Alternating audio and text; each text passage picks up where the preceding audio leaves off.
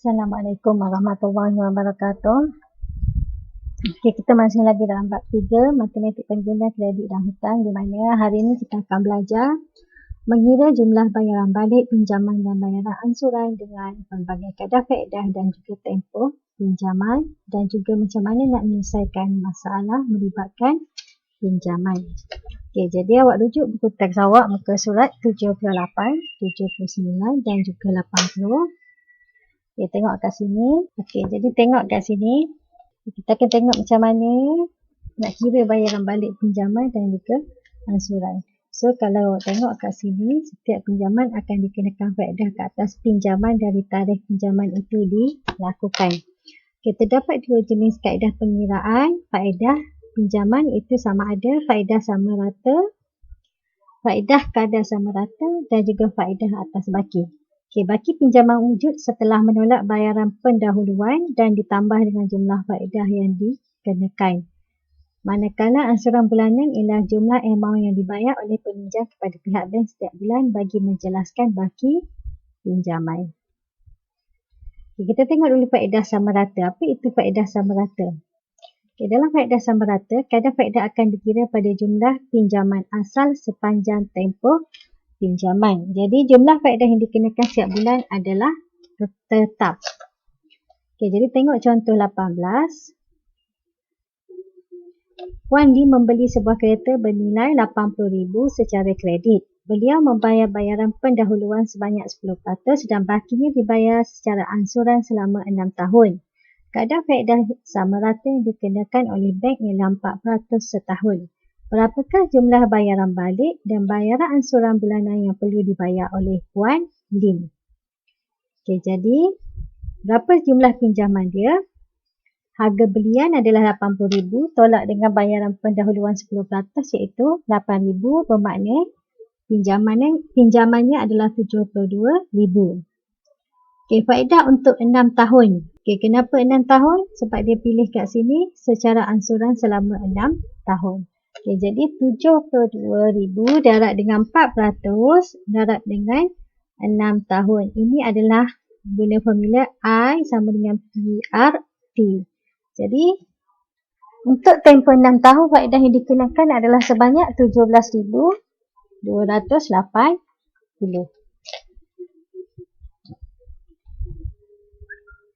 Okey, seterusnya, tengok jumlah bayaran balik. Okay, jumlah bayaran balik RM72,000 yang dipinjam campur dengan faedahnya iaitu sebanyak RM89,280. Jadi apa formula jumlah bayaran balik? Menggunakan formula A sama dengan P tambah PRT. So ini adalah lagi satu formula yang awak kena tahu. Okey, jadi bayaran ansuran bulanan RM89,280 bahagi dengan 72 bulan. Mana dapat 72 bulan? 6 tahun tadi. 6 tahun ni tukarkan kepada bulan, dapat sama dengan 72 bulan. Jadi sebulan adalah 1,240 yang dia kena bayar. Okey, seterusnya contoh 19. Encik Azlan membuat pinjaman peribadi sebanyak RM10,000 dari Bank Mulia dengan kadar faedah 4% setahun. Tempoh bayaran balik adalah selama 7 tahun. Okey, jadi macam mana nak kira berapakah ansuran bulanan yang akan dibayar oleh Encik Azlan? A sama dengan P tambah PRT. Okey, pinjaman dia adalah RM10,000. Rate-nya adalah 4%, tempohnya 7 tahun. Maka jumlah bayaran balik dia adalah RM10,000 tambah dengan RM10,000 darab dengan 4% darab dengan 7. Jadi total semua adalah RM12,800. Ini adalah jumlah bayaran balik yang dia kena bayar. Okey, jadi ansuran bulanannya adalah RM12,800 bahagi dengan 84 bulan. Iaitu RM152.38 setiap bulan. Ini sekiranya menggunakan faedah, kadar faedah sama rata. Ini kalau dia guna formula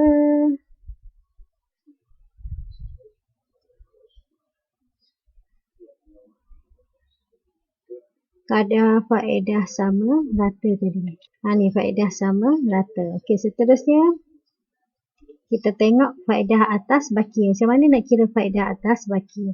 Okey, selain daripada faedah sama rata, bank juga menawarkan faedah atas baki untuk sesetengah jenis pinjaman. Dalam kaedah faedah atas baki, jumlah faedah setiap bulan yang dikenakan ke atas pinjaman bergantung kepada jumlah baki pinjaman pada bulan tersebut. Maksudnya kalau awak bayar, baki berkurang, faedah pun akan kurang lah ni. Oleh kerana terdapat bayaran ansuran setiap bulan, jumlah baki pinjaman akan berkurangan. Dan dengan itu, jumlah faedah untuk setiap bulan juga akan berkurangan. Itu maksud dia yang saya cakap tadi. Namun perlu diingatkan bahawa untuk setiap ansuran yang dibayar setiap bulan, keutamaan diberikan untuk menjelaskan jumlah faedah pada bulan tersebut. Dan kemudian baki selebihnya digunakan untuk menjelaskan baki jumlah pinjaman. Okey, tengok contoh 20. Encik Haris membuat pinjaman peribadi sebanyak RM10,000 dari Bank Mulia dengan kadar faedah 6% atas baki.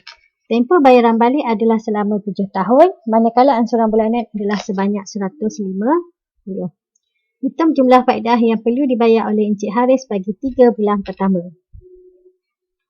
Okey, jadi faedah bulan pertama RM10,000 darab dengan 6% darab dengan 1/12 iaitu RM50. Ini faedah bulan yang pertama. Jadi jumlah pinjaman pada akhir bulan pertama RM10,000 tambah dengan RM50. Jadi RM10,000 RM50. Baki selepas bayaran ansuran bulan pertama adalah RM9,900. Kalau dia bayar RM150. Okey, bulan kedua, jumlah baki pinjaman pada awal bulan kedua adalah RM9,900. Jadi kira pula faedah untuk bulan kedua iaitu RM49.50. Okey, jadi jumlah pinjaman bagi akhir bulan kedua.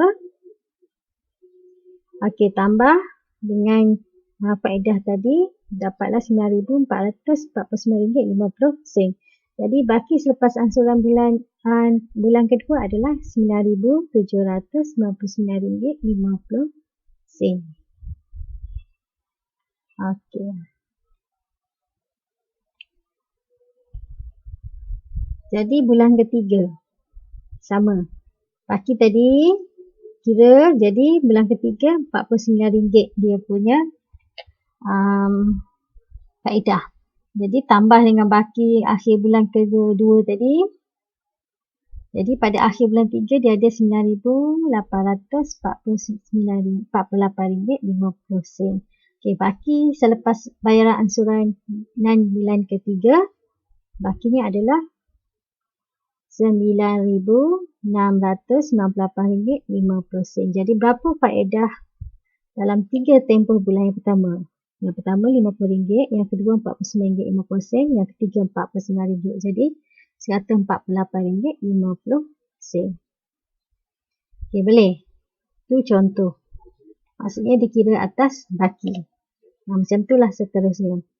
Okey, jadi macam mana nak selesaikan masalah yang melibatkan pinjaman? Okey, contoh 21. Amira ingin membeli sebuah kereta dan telah membayar wang pendahuluan sebanyak RM4,800. Baki bayaran akan dijelaskan melalui pinjaman kenderaan. Okey, keretanya RM48,000. Nyatakan kelebihan dan kekurangan pinjaman kenderaan yang dipilih oleh Amira. Okey, kelebihan bayaran balik pinjaman kenderaan secara ansuran bulanan membolehkan Amira memiliki kereta tersebut. Tidak perlu membayar sekaligus dengan tunai. Keburukan, kereta boleh ditarik balik jika tidak membayarkan bayaran ansuran. Dan juga jumlah bayaran balik adalah tinggi disebabkan faedah. Okey, tengok contoh 22, contoh penyelesaian masalah. Encik Winston mula berkhidmat sebagai seorang guru kerajaan dengan pendapatan bulanan sebanyak RM2,800. Beliau membuat keputusan untuk membeli sebuah kereta baharu untuk berulang-alik dari rumah ke tempat kerjanya. Beliau menghubungi 2 buah bank untuk mendapatkan pinjaman sebanyak RM40,000. Selain itu, setiap bulan beliau juga memerlukan RM1,500 untuk menampung perbelanjaan lain. Berikut ialah pakej pinjaman yang ditawarkan oleh 2 buah bank kepada Encik Winston. Okey, jadi Pinjaman sama, tempoh bayaran A 9 tahun, B 6 tahun. Kadar faedah berbeza. Penjamin A tidak perlu, bank B perlu. Kemukakan cadangan kepada Encik Win Sin, bank manakah yang sesuai dipilih untuk pinjaman keretanya. Nyatakan alasan anda. Okay, yang pertama awak kena faham. Okey, jadi jumlah angsuran bulanan yang perlu dibayar oleh Encik Win Sin dengan syarat tidak membebankannya. Lepas tu, kira hitung. Bermakna yang pertama awak kena cari jumlah angsuran bulanan. Yang kedua, awak kena cari faedah bulanan dan juga angsuran bulanan yang perlu dibayar. Macam mana nak kira? Okey, jadi kita kira bank A. A sama dengan P tambah TRT. 40,000 tambah 40,000 darab dengan 4.5% darab 9. Jadi, jumlah bayaran yang balik yang dikenakan adalah 56,200. Jadi, bulanan adalah, bahagi selama 7 tahun kan tadi. RM520.37. Okey, kira pula untuk bank B. Okey, jadi sama kita akan menggunakan A sama dengan P tambah TRT. 40,000 tambah 40,000 darab 5% darab dengan 6. Okey, jumlah bayaran balik adalah RM52,000. Jadi angsuran bulanan dia adalah sebanyak RM722.22. Okey, jadi kita simpulkan bank mana? Cik Win Sin harus memilih bank A kerana bank A mengenakan faedah yang lebih rendah berbanding dengan bank B. Namun tempoh bayaran yang berlainan menyebabkan amount faedah yang dibayar adalah berbeza. Oleh itu Encik Win Sin juga boleh memilih bank B. Okey, jadi pilih yang mana satu. Kalau nak bayar bulanannya rendah, pilihlah bank A. Tapi kalau nak faedahnya rendah, pilihlah bank B. Okey, sekian. Terima kasih.